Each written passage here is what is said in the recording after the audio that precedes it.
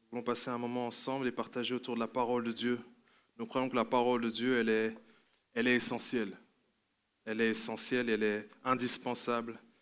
Et nous voulons nous en nourrir ce matin encore au travers de ce texte que je vais vous proposer de lire avec moi dans l'épître de Pierre, à partir du premier verset du premier chapitre.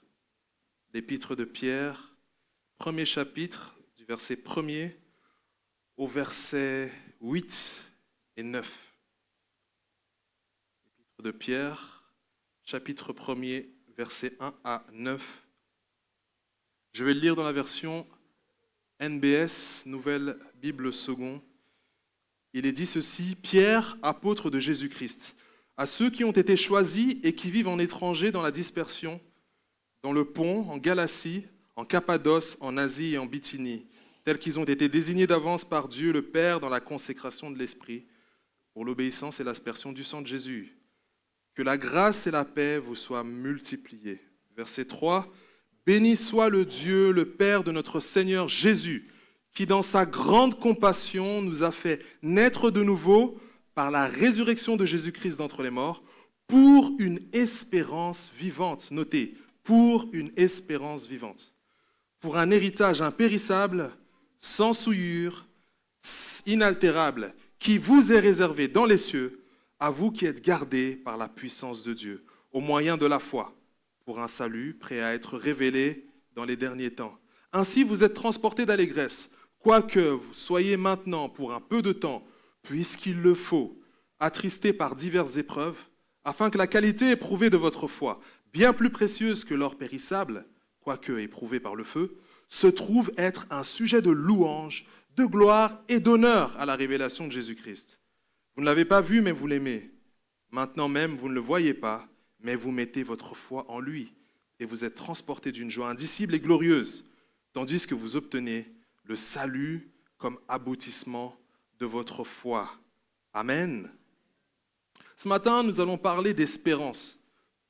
Et cette espérance, elle va tirer comme titre, le titre suivant, un héritage intact. Un héritage intact. Nos vies sont parfois sujettes à diverses circonstances. Des circonstances particulières, des événements qui vont influencer le cours de nos vies. Certains de ces événements sont joyeux et nous amènent des sentiments de joie, des sentiments agréables, des sentiments d'optimisme. Mais pour d'autres, ce sont des circonstances un peu plus difficiles, qui peuvent être empreintes de doute, de peur, et provoquer tristesse, déception, et parfois même découragement. Et tous ces sentiments, agréables ou difficiles, elles affectent directement notre cheminement, notre marche spirituelle du quotidien. Et c'est pourquoi nous avons tous besoin de quelque chose de précieux. Nous avons besoin d'espérance. Ça va être le thème de ce matin. Nous avons tous besoin d'espérance. Avant de parler d'espérance, j'aimerais partager avec vous une petite histoire. Cette histoire, c'est l'histoire de deux jeunes dames qui sont dans la fleur de l'âge et elles ont toute la vie devant elles sont pleines de projets et d'aspirations. Et l'une de ces aspirations, c'est d'un jour de devenir propriétaire d'une grande maison, idéalement à 4 façades avec une piscine et le chien. Et toutes les deux se donnent à fond dans les études et puis elles se lancent dans une carrière personnelle, professionnelle, desquelles elles retirent des moyens financiers et chaque mois, elles mettent des sous de côté avec l'espoir qu'un jour, ce soit suffisant pour acquérir ce bien qu'elles ont en tête. Mais voici la grande différence qu'il y a entre ces deux dames. L'une d'entre elles, elle est issue plutôt d'une famille, on va dire, plutôt modeste, avec des moyens économiques relativement limités. Et l'autre, la deuxième, elle a un père qui possède un patrimoine immobilier énorme. Et non seulement un patrimoine immobilier énorme, mais d'une grande valeur. Et il a vraiment l'intention de lui transmettre à sa fille. C'est sa fille unique. Vous voyez un petit peu le topo. Donc une première d'un milieu modeste et une deuxième d'un milieu plutôt favorisé avec un père qui possède un héritage et qui a bien l'intention de le transmettre à sa fille. Alors la question que j'ai pour nous ce matin, c'est une question introductive. À votre avis, laquelle de ces deux dames aborde les épreuves et les circonstances de sa vie de la manière la plus sereine? Laquelle de ces deux dames aborde les épreuves et les circonstances de sa vie de la manière la plus sereine? Nous allons parler ce matin d'espérance, et avant de parler d'espérance, j'aimerais que nous puissions définir ensemble l'espérance. Qu'est-ce que c'est que l'espérance? Il y a certains termes qui sont parfois devenus tellement habituels pour ceux qui lisent leur Bible qu'on en ignore parfois la signification première. Et j'aimerais que nous puissions comprendre ensemble ce que c'est que l'espérance. J'ai commencé par le dictionnaire académique de l'Académie française qui dit ceci: c'est le sentiment que porte à attendre avec confiance un bien que l'on désire. Sentiment qui porte à attendre avec confiance un bien qu'on désire. Là où la Bible nous parle d'espérance, l'espérance dans la Bible est légèrement différente. Et permettez-moi d'ajouter à cela une définition de l'espérance biblique. L'espérance biblique, elle est un peu différente. Voici ce qu'elle dit. L'espérance biblique, c'est de croire que, grâce à ce que Dieu a fait dans le passé, lorsque moi, aujourd'hui, je place ma confiance dans ce Dieu-là et dans ce qu'il a fait dans le passé, je crois dès aujourd'hui que Dieu a réservé pour moi à vivre une vie de plénitude de sa bonté dès aujourd'hui, mais également dans le futur. Dieu a réalisé des choses dans le passé.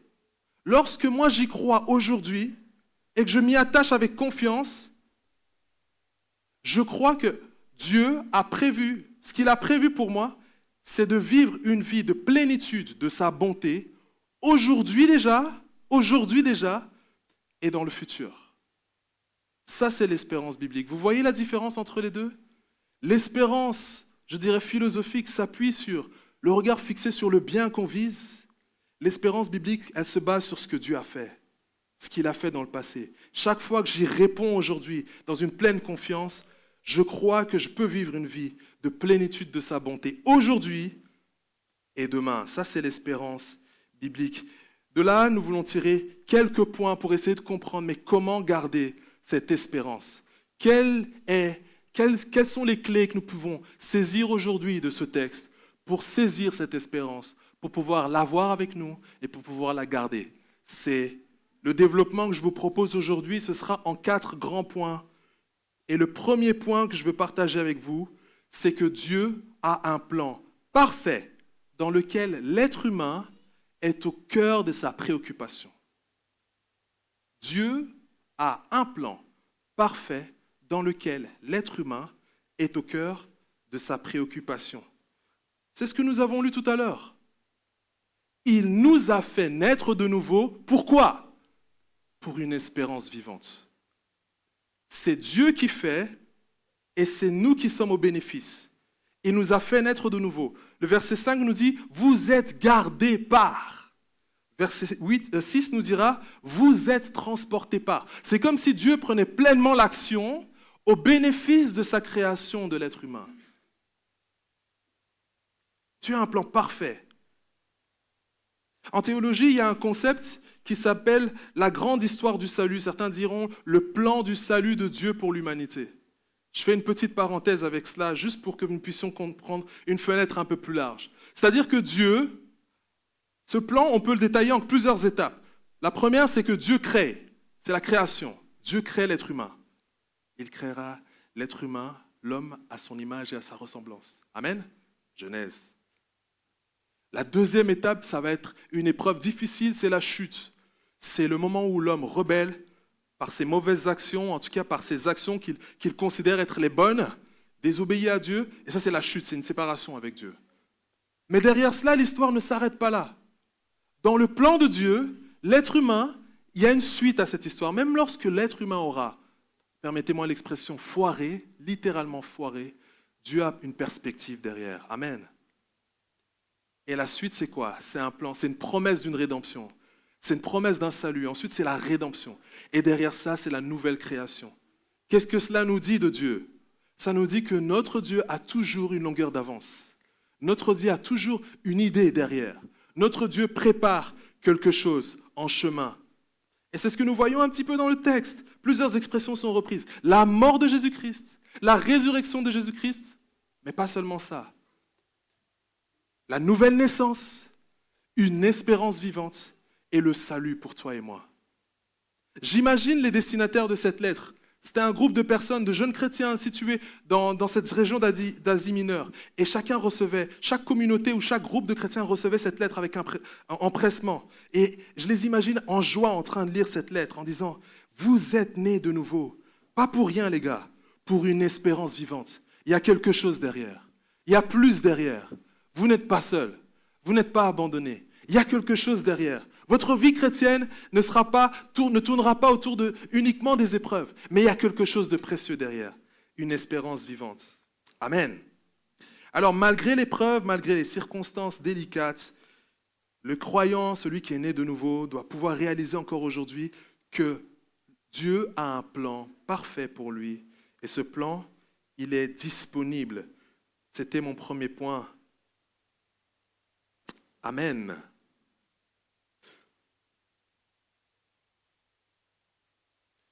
En deuxième point,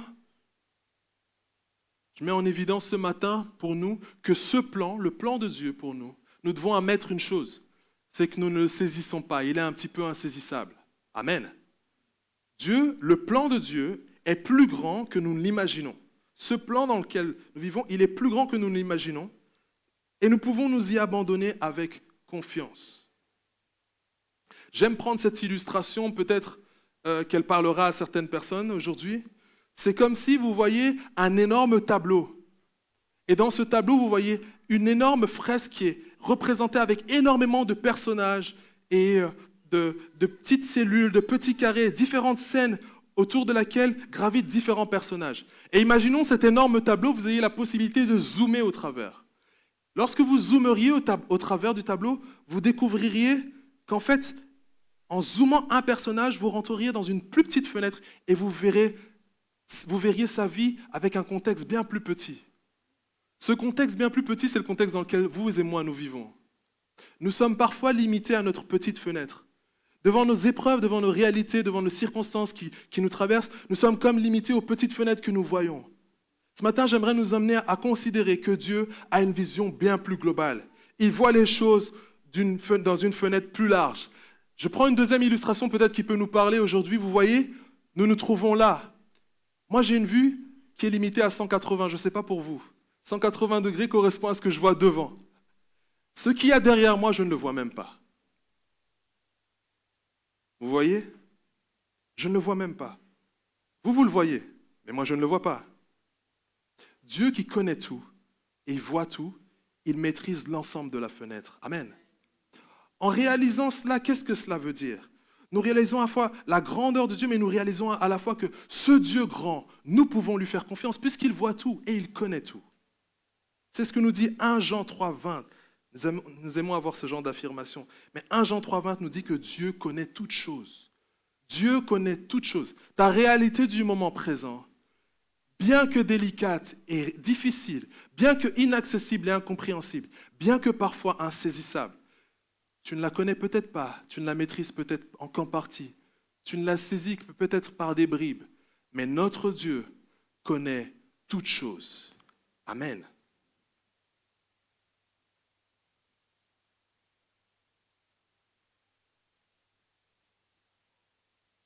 Ce qui nous amène déjà à notre troisième point.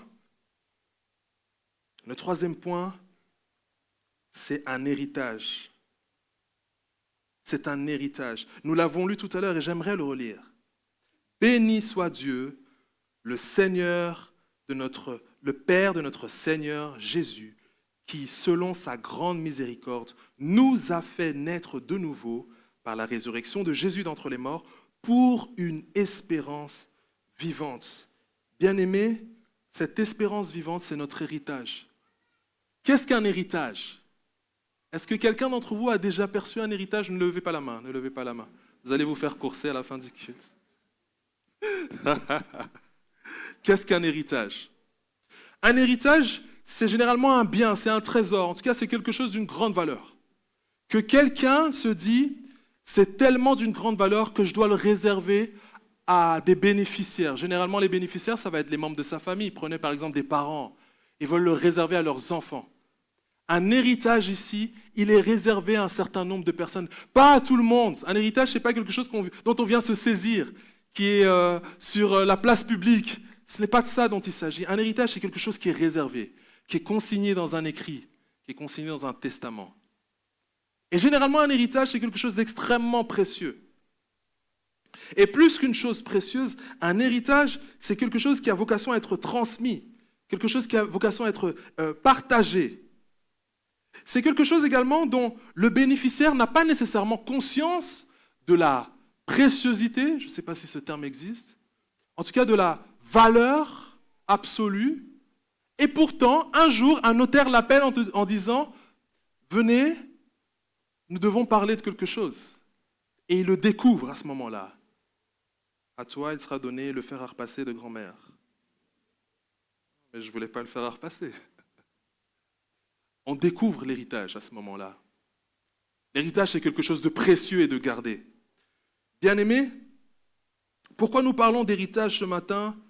Puisque l'héritage, c'est quelque chose qui est réservé et pas à tout le monde. Le texte, il nous dit ceci: « Béni soit Dieu, le Père de notre Seigneur Jésus-Christ, qui vous a fait naître de nouveau pour un héritage. » Il est réservé à ceux qui sont nés dans la famille, bien-aimés. C'est la naissance dans la famille.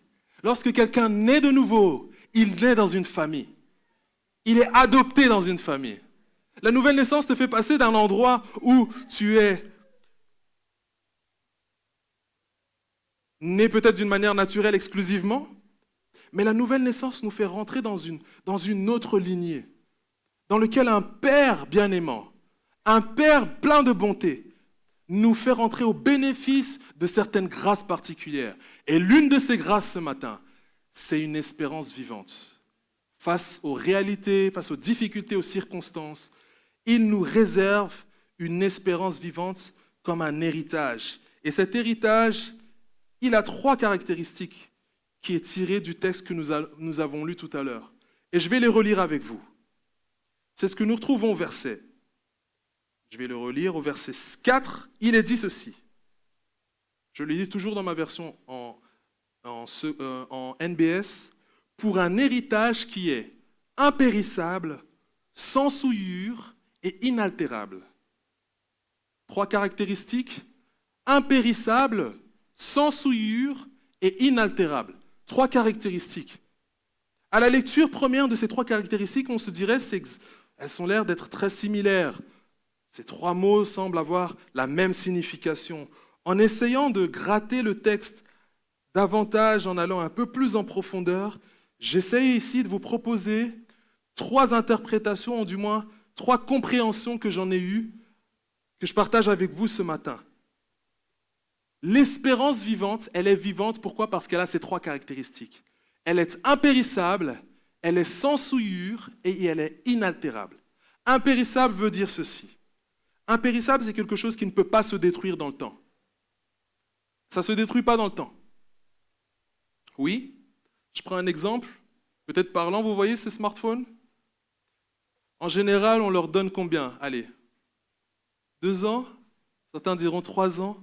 Allez, 3 ans. Ceux qui sont costauds, ils feront 5 ans. Et les plus téméraires, ils feront 6 ans, 7 ans. Ceux qui ont 7 ans, félicitations. Ok.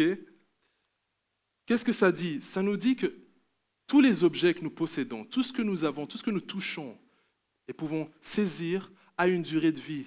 Dans le temps, ils ont tendance à s'effriter, à s'user et à perdre quelque chose. L'espérance vivante, l'héritage qui nous est réservé, ici, il est dit qu'il est impérissable. C'est-à-dire qu'il est à l'abri de l'usure du temps. Amen. Notre espérance est vivante parce qu'il est à l'abri de l'usure du temps. Première caractéristique. La deuxième, elle est sans souillure. Sans souillure. Sans souillure nous dit quoi? Sans souillure nous dit qu'elle n'est pas contaminée par l'extérieur. Elle n'est pas infectée par l'extérieur. Imaginez-vous, face à des circonstances difficiles, face à des questionnements intérieurs, face au doute et à la peur, imaginez-vous que l'influence extérieure n'ait aucun impact sur votre espérance. Cette espérance vivante, elle est vivante parce qu'elle est à l'abri, elle est infaillible face à l'influence des circonstances extérieures. Ça, c'est une belle caractéristique, n'est-ce pas? Et la troisième de ces caractéristiques, c'est le mot inaltérable. Inaltérable, c'est quelque chose qui ne perd pas de son éclat. Quelque chose qui brille et qui continue à briller. Je fais cette petite blague avec cette alliance que vous voyez à mon doigt. Lorsque je l'ai eue pour la première fois, elle brillait beaucoup plus que cela. OK? Et vous voyez, l'or, bien qu'il soit extrêmement précieux, c'est ce que le texte nous dit, eh bien même lui, il perd son éclat. Mais ce trésor impérissable, ce trésor d'une grande valeur, ce trésor intact, cette espérance vivante, elle est inaltérable. C'est-à-dire que même avec le temps, son éclat ne se perd pas. La gloire qui est à venir, celle qui nous est promise, elle ne perd pas de sa valeur. Amen. Alors, est-ce possible de vivre de telles choses? Vous êtes en train de me dire, oui, mais il est en train de décrire une espérance inaccessible. Moi, je ne vois pas une espérance qui, dans le temps, ne baisse pas, ne s'altère pas, qui est imperméable aux influences extérieures, qui ne perd pas de son éclat également. Voici une bonne nouvelle que je partage avec vous. Pourquoi cet héritage est intact et gardé intact? Le texte nous dit ceci. Parce que vous êtes gardés par sa puissance. Gardés par sa puissance. Verset 5. Vous qui êtes gardés par la puissance de Dieu au moyen de la foi. Je ne sais pas si vous réalisez la portée de ce texte. Ce texte est en train de parler à un groupe de personnes, de jeunes chrétiens dispersés, qui déjà, depuis leur jeune parcours de chrétiens, font face à certaines réalités qui les dépassent. Et le texte ici nous dit, vous jeunes chrétiens, avec votre petite foi, sachez qu'il se passe quelque chose d'extérieur à vous qui est en train de vous protéger. Vous êtes gardés par la main puissante de Dieu. Être gardé, c'est comme si je me déplaçais maintenant et qu'il y avait 4 gardes du corps autour de moi que vous ne voyez pas. Et que partout où je passe, personne ne pourrait me toucher. Le garde du corps l'éloignerait toute personne de moi. Être gardé, dans le texte original aussi, c'est l'idée d'être sous le regard de Dieu. Bien-aimé, être gardé, c'est être sous le regard de Dieu. Lorsque tu es au cœur de ton épreuve, lorsque la réalité auquel tu fais face te dépasse, la parole de Dieu nous dit ce matin que tu es sous le regard bienveillant de Dieu. Amen. Matthieu 10, 29 nous dit ceci à propos de moineaux. Il dit, ne vantons pas un moineau pour 1 euro. Bon, 1 euro, c'est moi qui le dis. Le texte dit pour une pièce. Ne vantons pas un moineau pour 1 euro. Et pourtant, aucun de ces moineaux ne tombe à terre sans que le Père ne l'ait autorisé. La suite du texte nous dit ceci, vous valez plus qu'1 euro. Vous valez plus qu'un moineau. Vous valez plus qu'une pièce. Bien-aimés, il s'agit de nous. Vous qui êtes nés de nouveau dans cette salle, vous avez un tout petit peu de foi. Vous qui êtes là, sachez qu'il y a une force extérieure qui vous garde. Nous sommes gardés par sa main puissante, parce que Dieu a posé un regard sur nous. Son regard sur nous, c'est comme un radar. Il y a un regard bienveillant de Dieu sur nous, face aux épreuves ou face aux réalités que nous traversons. Et tout cela est réservé à ceux qui sont nés de nouveau. C'est quelque chose de privilégié. Vous savez, j'aime bien prendre cet exemple en marketing de temps en temps. Vous savez comment en marketing, on crée la frénésie sur un produit? Une des recettes, c'est quoi? C'est de créer l'exclusivité. Ce n'est que pour un petit groupe de personnes. Vous connaissez les ventes privées? Je suis devenu intéressé par ça tout récemment. On nous fait croire, bon c'est moi qui dis on nous fait croire, interprétez-le comme vous le voulez. On nous fait croire que, en fait, il y a vraiment un privilège juste pour toi. Vous êtes un tout petit groupe là. Et là, il y a une réduction énorme, c'est moins 70. Mais vous n'êtes que 10 à en bénéficier. Tous les autres ne le savent pas. Et au même moment, il y a des milliers de personnes qui reçoivent le même mail. avec les mêmes moins 70%. L'espérance vivante, c'est pareil. C'est un héritage qui est réservé. Et il est réservé à des personnes qui rentrent dans la famille, je l'ai dit tout à l'heure. La nouvelle naissance. La nouvelle naissance. Permettez-moi de parler 2 secondes de la nouvelle naissance parce que c'est quelque chose de très précieux. Vous savez, venir à l'église ne nous sauve pas. Venir 1 fois par mois à l'église ne nous sauve pas. Venir 10 fois par mois à l'église ne nous sauve pas. Venir 365 jours par an à l'église ne nous sauve pas. Vous savez, le salut, il est où? Dans le fait de faire 2 choses. De croire et de recevoir. Jean nous dira, ceux qui ont cru et qui ont reçu, il leur a été donné le pouvoir de devenir enfants de Dieu. Romains 10 nous dira, ceux qui confessent, si tu confesses de ta bouche que Jésus-Christ est le Seigneur, et si tu crois dans ton cœur que Dieu l'a ressuscité des morts, si tu crois en la résurrection de Jésus, tu seras sauvé. C'est ça la nouvelle naissance.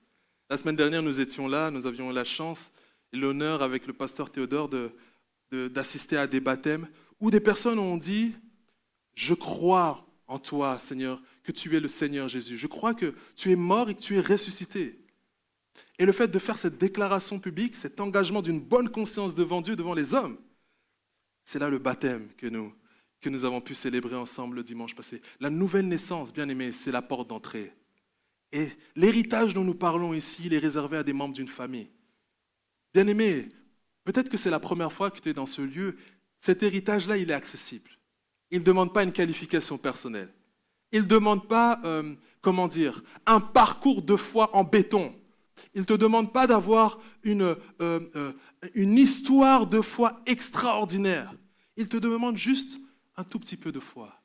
Vous qui êtes gardés par la puissance de Dieu au moyen de la foi. C'est moi qui rajoute, au moyen d'une petite foi. Pourquoi est-ce que je rajoute cela? La Bible nous parle de la foi comme d'un petit grain de moutarde qui, lui, ce petit grain de moutarde, produit un arbre colossal. Bien-aimé, la foi commence avec une toute petite chose. Et lorsque tu reçois, tu ressens dans ton cœur que tu es comme bousculé dans la foi, la nouvelle naissance est accessible et elle est disponible. Ne passe pas des mois et des années à venir dans une église sans penser à ton salut. Je crois et je reçois le Seigneur Jésus comme mon Seigneur et Sauveur. À ce moment-là, je nais dans une famille et je suis bénéficiaire d'un héritage. Il est là, il est disponible. Il est là, il est disponible. Et il est réservé pour ceux qui sont nés de nouveau. Alors que j'arrive tout doucement à notre conclusion, voici encore un point. J'aimerais tellement personnellement, et peut-être que vous aussi, par amitié pour ceux qui sont à côté des uns des autres, que nous n'ayons pas à vivre des épreuves. Moi, j'aimerais tellement qu'aucune épreuve difficile ne soit vécue autour de nous, n'est-ce pas? J'aimerais que notre vie soit un long fleuve tranquille. Et ce serait probablement quelque chose qui nous paraîtrait, en tout cas avec la faiblesse de notre nature humaine, qui nous paraîtrait probablement être la meilleure chose. Mais voici ce que nous dit la Bible. L'épreuve est effectivement le lot de tous les hommes. Mais pendant l'épreuve, il se passe quelque chose. Est-ce que tu peux dire à ton voisin, il se passe quelque chose?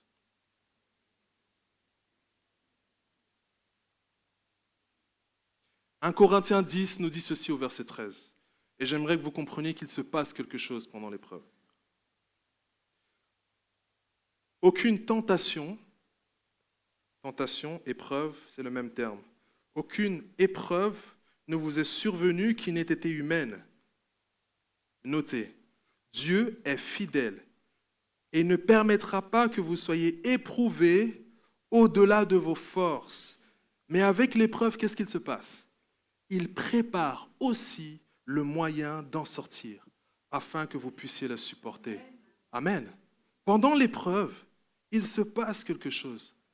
Certes, l'épreuve est le lot de tous les hommes, mais sachez que pendant l'épreuve, il se passe toujours quelque chose. Je prends la liberté de partager avec vous un témoignage très personnel qui a concerné ma famille à une époque où on vivait un moment très délicat. Et pour moi, ce moment, c'était un moment particulier. Je le partage ici assez librement, mais comprenez qu'il y a beaucoup de pudeur derrière mon témoignage. Mais donc, c'est un moment familial délicat où mes deux parents se séparaient.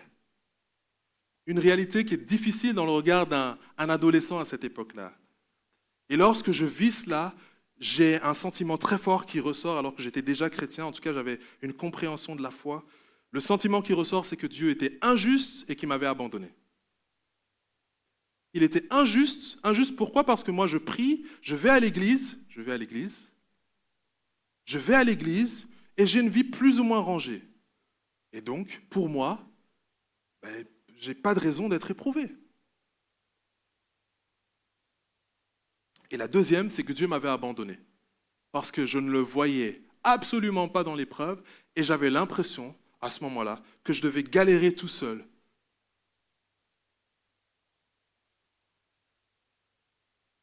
À ce moment-là, je vivais avec une espérance très relative, voire une espérance morte, bien aimée. Mais voici ce qui s'est passé, et je fais très court. L'épreuve ne s'est pas ôtée, rassurez-vous, ou peut-être que j'aurais souhaité que ce soit la fin de l'histoire, que l'épreuve soit ôtée. Non, non, non, non. La séparation a bien eu lieu, et ça a été des moments délicats. Mais qu'est-ce qui s'est passé? Dieu lui-même, je vais être très précis, Jésus-Christ lui-même s'est révélé être présent parmi nous et présent avec moi en plein milieu de l'épreuve. En plein milieu de l'épreuve. Et je pourrais vous expliquer cela en long et en large. Mais concrètement, je pouvais voir le Seigneur Jésus au travers de réalités concrètes autour de moi où je réalisais qu'en fait, dans cette petite fenêtre dans laquelle j'étais enfermé, où je ne pouvais pas le voir et je croyais qu'il m'avait abandonné et qu'il était injuste, je réalisais que dans la grande fenêtre, le Seigneur Jésus-Christ contrecarrait. Il dressait une forme de limite. Tu vas souffrir, mais pas au-delà de cela. Là, il va se passer là. Là, je mets une limite. Là, je te préserve de telle personne. Là, je te préserve de telle circonstance. Vous voyez cela? De telle sorte qu'après avoir traversé l'épreuve, je pouvais regarder en arrière et dire, le Seigneur était vraiment là avec moi. Pendant l'épreuve, le Seigneur Jésus lui-même était présent au milieu des épreuves. Et ça, c'est une espérance qui devient vivante. C'est de croire que par rapport à ce que Dieu a déjà fait dans le passé, si moi aujourd'hui, dans le présent, je m'y connecte avec confiance, je crois que je vais vivre la plénitude de la bonté de Dieu dès aujourd'hui et demain. Est-ce que ça veut dire que les épreuves sont terminées? Non. J'aimerais vous dire que oui, mais non.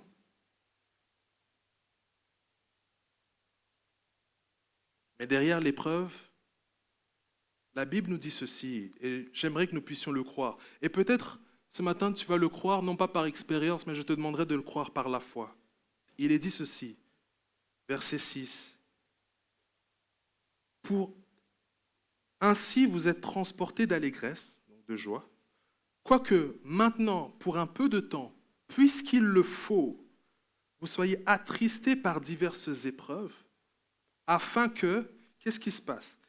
Votre foi, lorsqu'elle est éprouvée, se retrouve être un sujet de louange et de gloire et d'honneur à la révélation de Jésus-Christ. Bien-aimés, notre épreuve d'aujourd'hui, demain, c'est un sujet de louange, c'est un sujet de gloire, à la gloire de Jésus. Cette réalité nous échappe aujourd'hui, peut-être, lorsqu'on est en plein milieu. Mais ça, c'est la parole de Dieu. Et je suis obligé de la prêcher avec fidélité. Et lorsque je la prêche avec fidélité, lorsque tu dis Amen, connecte-toi dans la foi à cela. Amen. Parce que le texte nous dit, c'est au travers de la foi. Vous êtes nés de nouveau pour une espérance vivante au moyen de la foi. Je disais tout à l'heure une petite foi. Cette petite foi est suffisante, bien-aimé. Lorsque tu dis Amen, que ta foi s'y connecte et que nous puissions la saisir pour la vivre. Amen. Alors, voici notre conclusion.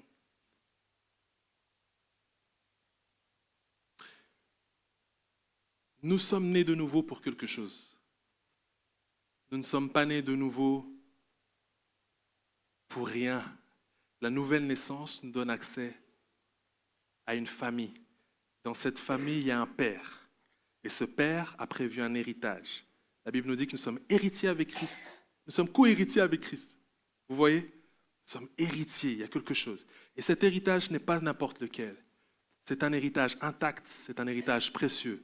Cet héritage, c'est une espérance vivante. C'est un de ses aspects, une espérance vivante. Une espérance qui, dans le temps, elle tient le coup.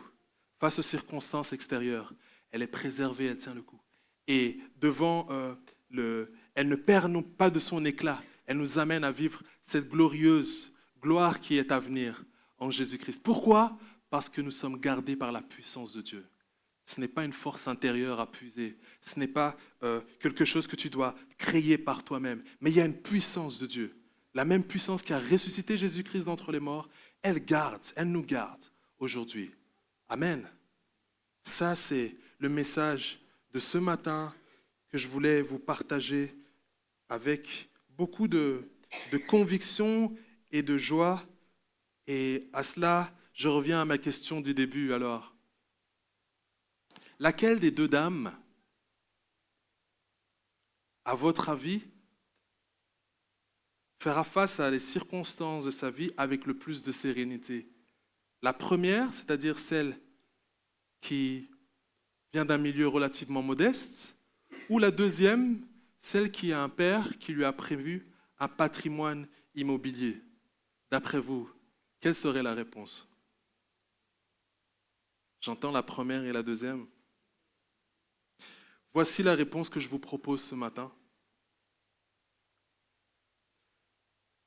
La première dame, bien que n'ayant rien, peut-être, à espérer avec ses yeux, c'est-à-dire l'espérance philosophique qu'on évoquait tout à l'heure, où les yeux sont fixés sur le bien à venir, cette confiance qu'elle aura un jour un bien.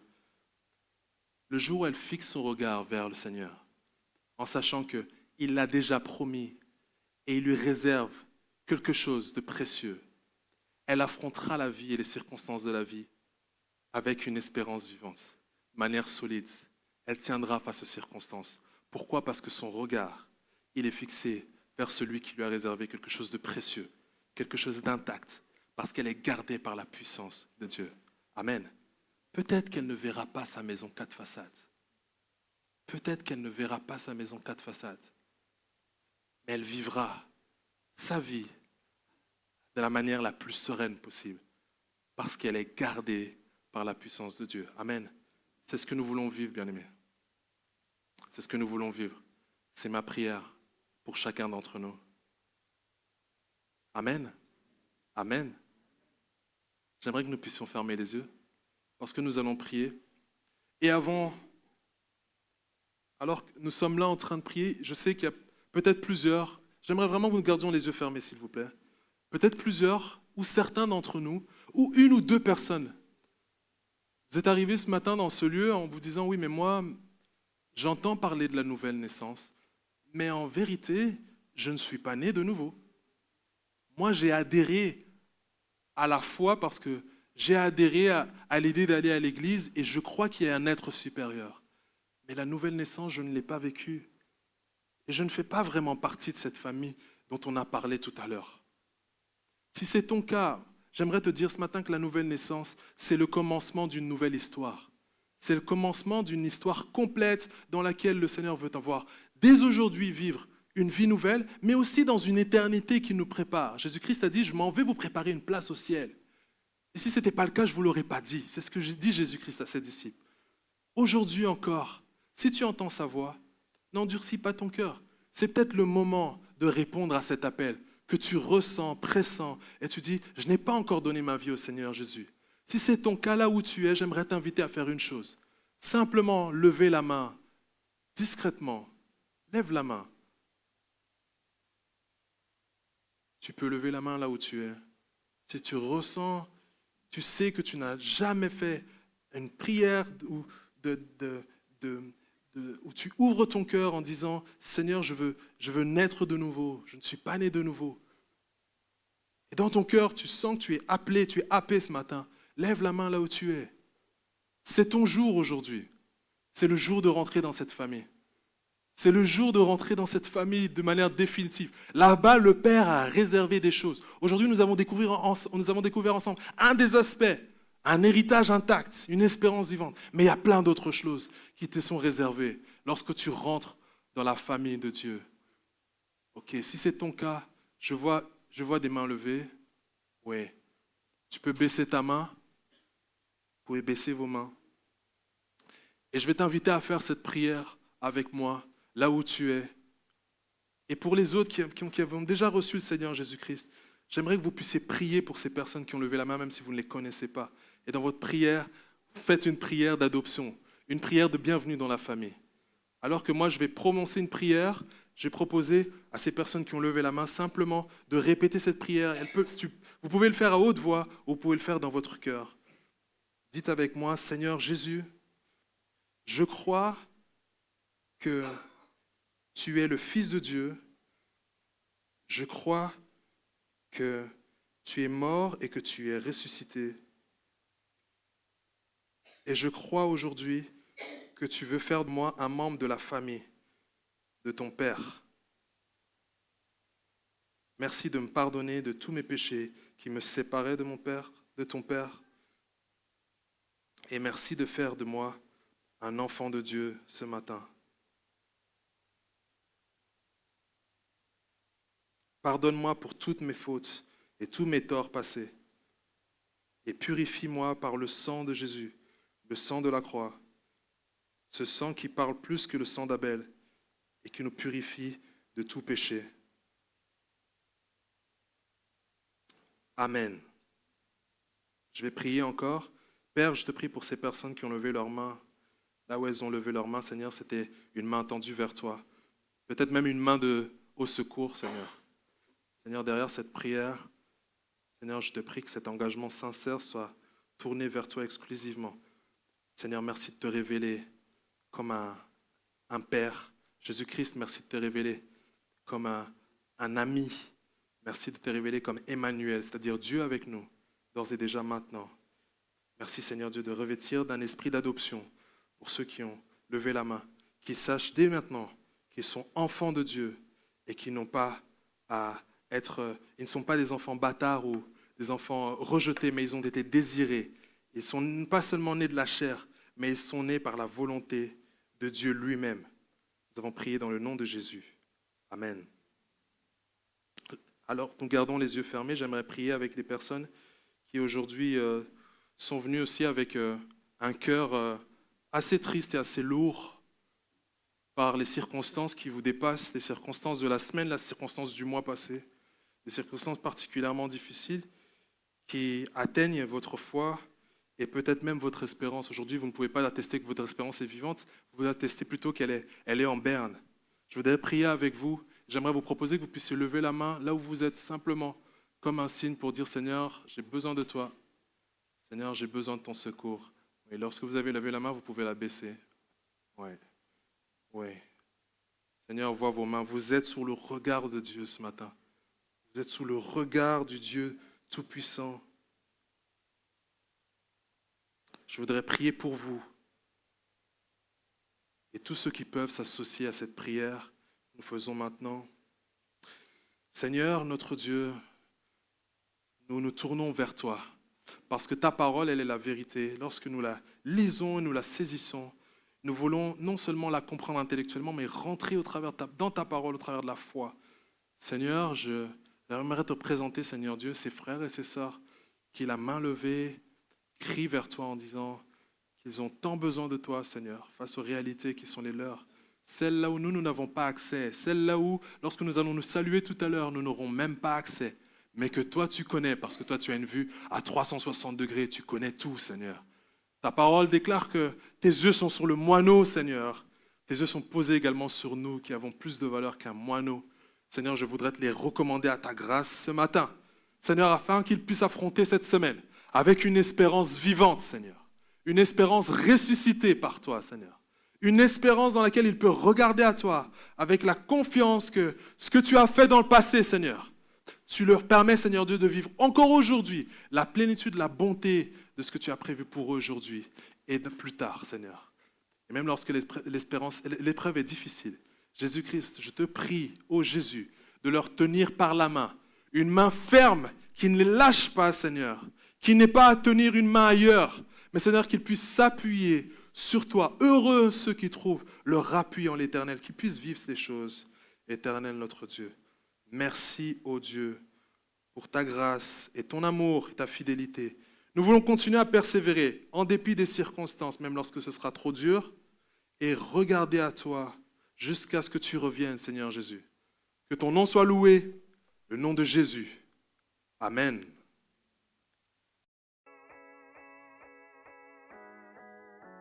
Bienvenue à l'église La Porte. Nous aspirons tous à une vie meilleure et à la paix intérieure. Mais nos souffrances passées, même en tant que chrétiens, freinent souvent cette quête personnelle. Notre église veut être cette église hôpital, centrée sur Jésus pour soigner, équiper et faire des disciples épanouis.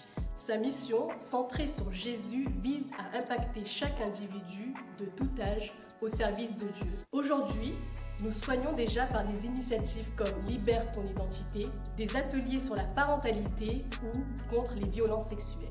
Nous accompagnons chaque personne en les équipant et les formant pour qu'elles deviennent et forment des disciples. Notre grand défi est de développer notre vision d'église hôpital en implantant de nouvelles églises hôpitaux. Dès 2025, pour que plus de personnes puissent profiter de nos ressources, nous sommes très heureux de vous annoncer notre projet d'implantation église hôpital à Courbevoie. Pour réaliser cette vision de soigner, équiper et envoyer, nous avons besoin de vous. Devenez l'un de nos 200 partenaires en vous engageant à donner 35 € ou plus par mois pour soutenir cette vision. Ensemble, soignons des vies. Jésus agit encore. J'ai été équipé. J'ai été restauré. J'ai été renouvelé. J'ai été transformé. Nous sommes heureux de pouvoir être partenaires de l'église La Porte. Je suis un partenaire et un fier partenaire de l'église La Porte. Je suis partenaire de l'église La Porte. Jésus agit encore. Jésus agit encore. Jésus agit encore. On veut vous le dire que Jésus agit encore et que le Seigneur veut agir de manière extraordinaire dans les cœurs et dans les vies.